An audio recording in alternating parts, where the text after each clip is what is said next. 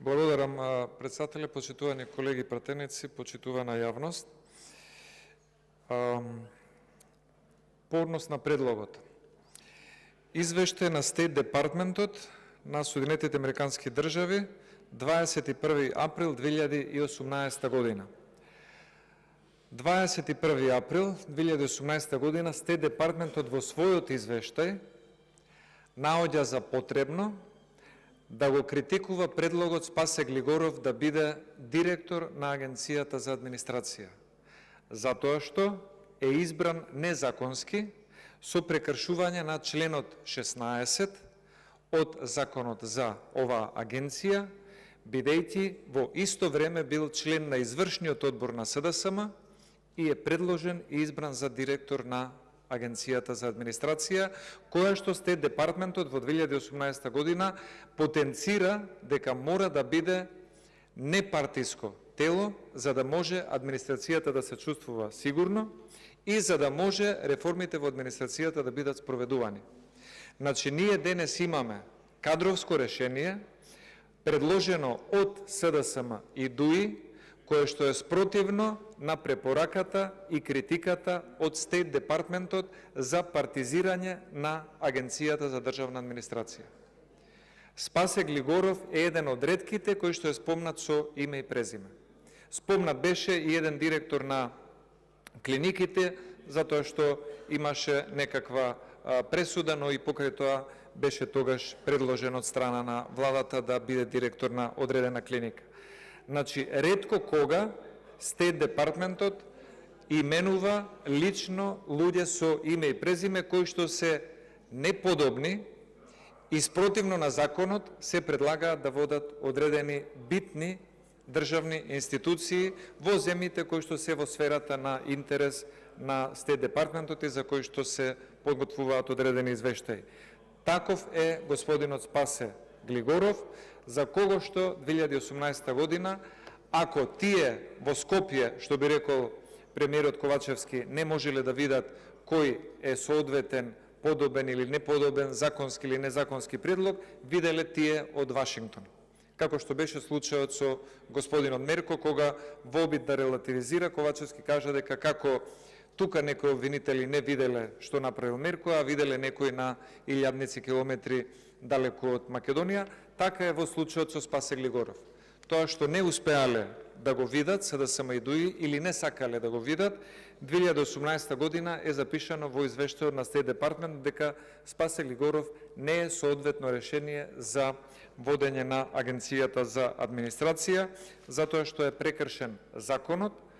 член 16 со груба партизација по однос на именуваното лице и соодветно на тоа не може да се очекува од таков човек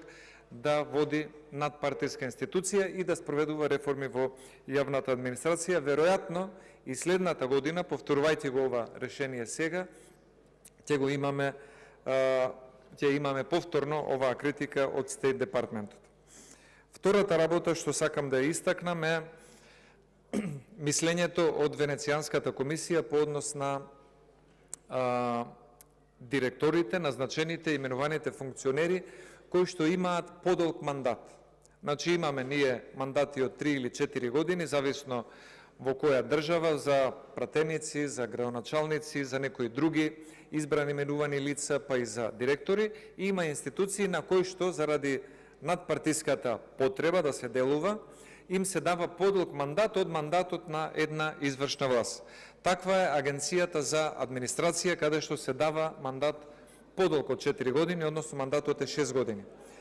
Мислењето на Венецијанската комисија е дека за ваквите мандати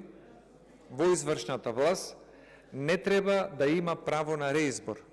Се смета дека еден долг мандат од 6 години е доволен за одреден функционер на ваква една предпоставена надпартиска позиција за да спроведе одредени активности и реформи, за да нема потоа ако преголема акумулација на моќ во една личност, а тоа се прави токму со предлогот за избор на Спасе Глигоров за директор на Агенцијата за администрација, каде што се акумулира голема моќ, каде што се протежира партиско решение и се оди спротивно на препораката и критиката дадена од Стейт Департментот во 2018 година, која што владата веројатно не ја ни прочитала, но како и да е, тие што не прочитале еднаш одредена критика, ќе бидат доведени во ситуација повторно да ја имаме критиката во следниот извештај и за жал Македонија повторно да биде ниско оценета или да биде прозивана за вакви позиции. И третата работа што сакам да ја споменам, зашто особено се истакна господинот Спасе Глигоров, е неговото молчење при непотизам и наместени вработувања. Имаме тука едно новинарско истражување кое што пред извесен период, да бидам попрецизен, декември 2012 година, значи на 2 дена пред Нова година, како честитка за среќна Нова година, медиумот известува дека сопругата на министерот Бектеши се вработила во државна агенција, во државна институција. Го бараат за изјава господинот Спасе Глигоров, тој вика, не сум знаел дека е неговата сестра, сите конкурираат со шифри и случајно сопругата на министерот Бектеши била избрана за најдобра од двајца кандидати во Агенцијата за односи со заедниците, или не го знам точниот наслов, иако предходно, повторно истиот господин Спасе Глигоров немал коментар на вработувањето на сестрата на министерот Крешник Бектеши во МЕПСО.